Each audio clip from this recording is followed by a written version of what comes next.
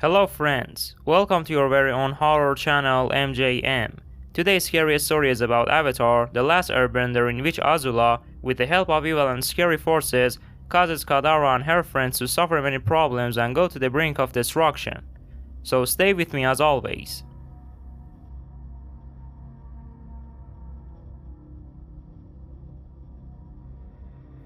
In a world cloaked in perpetual twilight, the elements had become instruments of terror. The once vibrant Avatar cycle had been corrupted, twisting bending into a grotesque parody of its former purpose.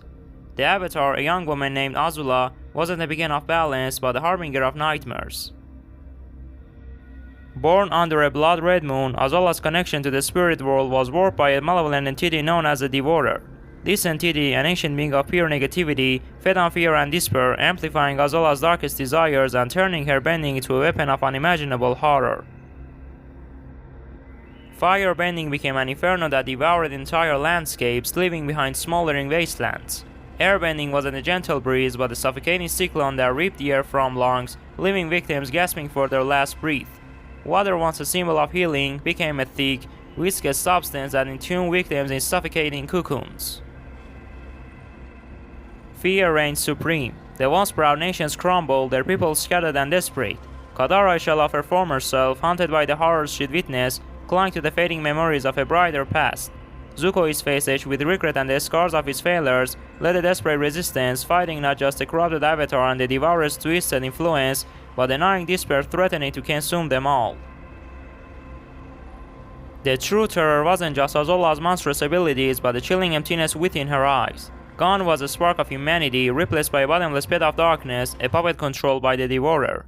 Its influence spread like a plague, warping the spirits of the natural world and bending them to its will. The climax arrived amidst the ruins of the Southern Water Tribe. Azula, her woman's fluid and predatory, unleashed her corrupted bending with devastating efficiency.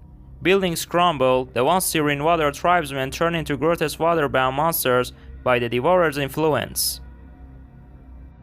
Zuko and Katara, their bodies battered and their bending barely a whisper compared to Azula's monstrous power, stood defiantly. It wasn't just their lives on the line, but the very existence of the world corrupted by the Devourer's influence. But amidst the despair, a glimmer of hope emerged. Tough, blind but resolute, unearthed a forgotten scroll from a hidden library beneath the ruins. The scroll spoke of a ritual performed during a specific convergence of celestial bodies that could sever the Avatar's connection to the spirit world, potentially cleansing the Avatar and banishing the Devourer.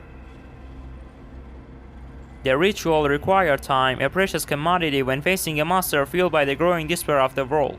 Sokka, battered but unyielding, held off the corrupted spirits with his boomerang, his strategic mind buying them precious seconds.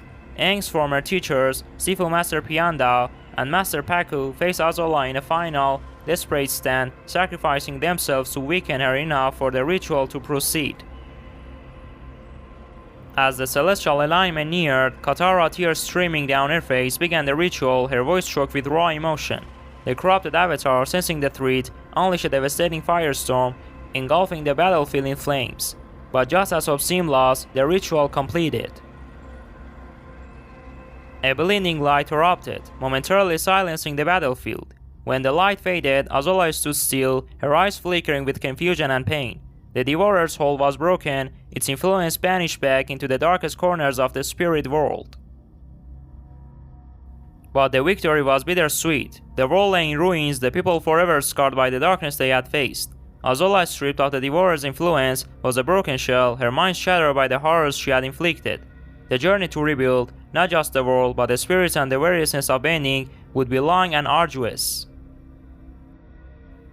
The story of the corrupted Avatar served as a chilling reminder of the fragility of balance and the potential for even the purest light to be twisted by darkness.